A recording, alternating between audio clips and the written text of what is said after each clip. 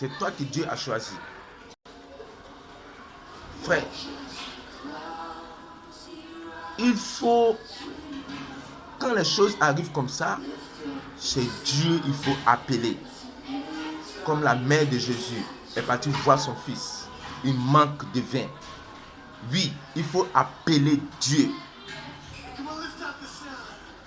Mets-toi en genoux et appelle ton Dieu. Appelle ton Dieu qui t'écoute. Il dit, invoque-moi le jour de ta détresse et je te répondrai. Puisqu'il connaît mon nom, il m'invoquera et je le répondrai. Je lui ferai voir mon salut. Oui, appelle Dieu. Frère, devant Dieu, Jésus dit, remplissez ces vases d'eau. Ces vases-là, c'est toi, c'est ta vie. L'eau ici, c'est la parole de Dieu. Peut-être que tu n'es plus concentré comme avant, quand tu étais né de nouveau pour la première fois, pour la nouvelle fois. Oui, tu méditais la parole de Dieu. Donc tu te croyais plus grand maintenant, plus sage. Tu te croyais plus intelligent. Donc tu négligeais la parole de Dieu. Tu ne lis plus la parole. Tu ne pries plus comme avant. Oui, tu n'es plus responsable à l'église comme avant parce que chez toi, le travail prend trop ton temps. L'évangéliste, pasteur, puisque les gens t'appellent papa, papa, papa, donc tu penses que tu es devenu Dieu. Oui, toi l'évangéliste, puisque tu pries pour les gens guéris, tu penses que tu es devenu Dieu. Donc tu as négligé. Tu t'es diminué.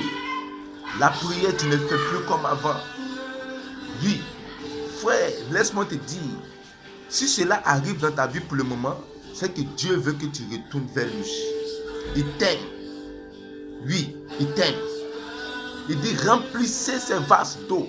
Tu dois revenir à Dieu. Tu dois renouveler ta collaboration avec Dieu. Tu dois laisser toutes ces choses de ce monde. Mais toutes ces choses, c'est éphémère, ça va finir un jour. Mais ton salut, c'est ce qui importe. Ton salut, c'est ce qui importe. Maison, ça va se détruire un jour. Voiture, ça va se gâter un jour.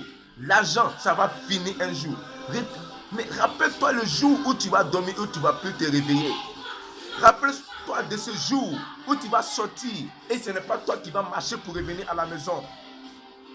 Ils vont te transporter ou bien même apporter la nouvelle à ta famille.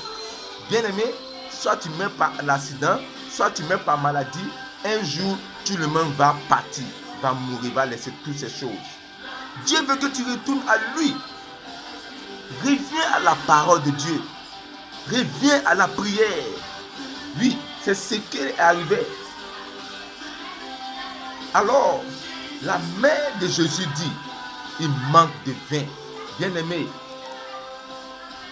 on te parle de la parole de Dieu. On te parle de Dieu, tu dois être concentré. Celui qui laisse tout ce qu'il fait et qui vient te parler de Dieu. Que Jésus t'aime. Jésus est mort pour toi. Oui, c'est vrai. Jésus est mort pour toi. C'est lui qu'on appelle Dieu. Est venu à laisser son trône au ciel. Porter le corps humain et venir habiter au milieu de toi ici. Et a pris ta place. Mourir à ta place. Mourir à ma place. Ils l'ont frappé. Ils l'ont traité de menteur. Ils l'ont critiqué. Ils l'ont craché sur lui. Juste parce que toi, tu peux être sauvé. C'est ça que Jésus a fait pour nous. Il nous a racheté un grand prix. Donc on ne doit pas abandonner Jésus. Si tu vois que la main de Dieu a diminué dans ta vie, c'est toi qui as diminué ta relation avec Dieu. C'est toi qui as diminué ton temps de prière. C'est toi qui as diminué ton temps de méditer. C'est toi qui as diminué ta relation, ton engagement que tu as pris aux yeux de Dieu. Alors il dit remplissez ces vases d'eau.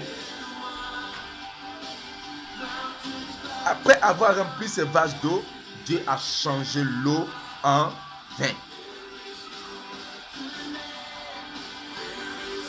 Bien-aimé, laisse-moi te dire, toi, on te néglige dans la famille. On dit non. Mais tu n'as pas fait des études. Les autres ont fait des études. Les autres ont des diplômes. Mais toi, tu n'as pas fait de diplôme. Qu'est-ce que tu peux devenir dans la vie? Même ton métier, même que tu as appris là, tu ne connais rien. Et toi, tu te dis non. Oui, c'est ma destinée de rester derrière. Laisse-moi te dire, tu es un miracle. Le jour où tu es venu et tu es sorti dans le sein de ta mère, tu es un miracle. Tu es un miracle. Les miracles ne sont pas derrière. Tout le monde a besoin des miracles. Donc tout le monde a besoin de toi. Tu es un homme très important. Oui, tu es un homme important. Là, reviens à la parole de Dieu. Donne ta vie à Jésus. Reviens à Dieu. Dieu a besoin de toi. Le mal qui est en toi, Dieu veut les changer en bien. Tous ceux qui ont modifié, il y a ce qu'on appelle le forgeron des ténèbres. Les forgerons maléfiques, ceux-là, ils recréent la vie des hommes et ils leur donnent une autre vie. La vie qui n'est pas pour eux, ils leur donnent à vivre. Cette vie que tu vis n'est pas pour toi. Elle n'est pas pour toi. Et je prie maintenant au nom de Jésus. Dieu change sa vie maintenant au nom de Jésus. La Bible nous parle que Dieu est le forgeron, celui qui recrée.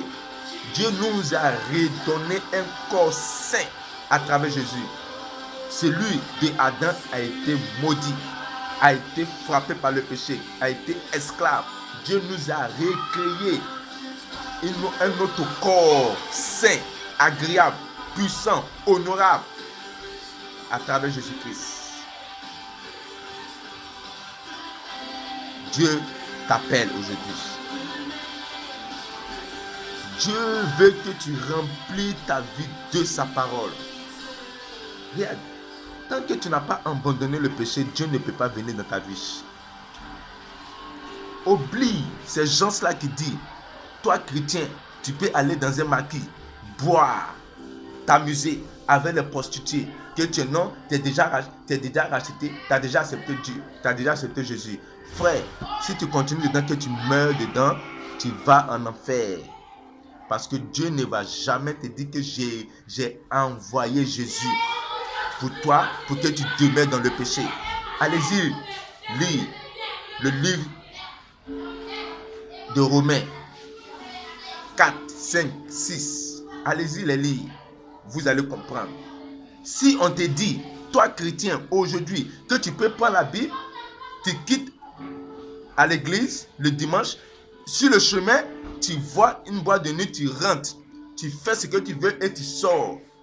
Mon frère, si tu rentres et que tu ne sors pas de toi-même, quand on te soulève pour sortir parce que tu es mort dedans, c'est un enfer direct. Mais puisque Dieu ne veut pas tout cela, il nous a donné Jésus-Christ. Il nous a donné Jésus-Christ. Dieu nous aime. Donc reviens à Dieu. Oui, toi, ta carrière peut encore se relancer. Oui, ton église peut encore remplir. Hey, les églises d'aujourd'hui courent derrière la fortune. Jésus ne regardait pas la fortune des choses. Satan l'a proposé toute la gloire de ce monde, mais il a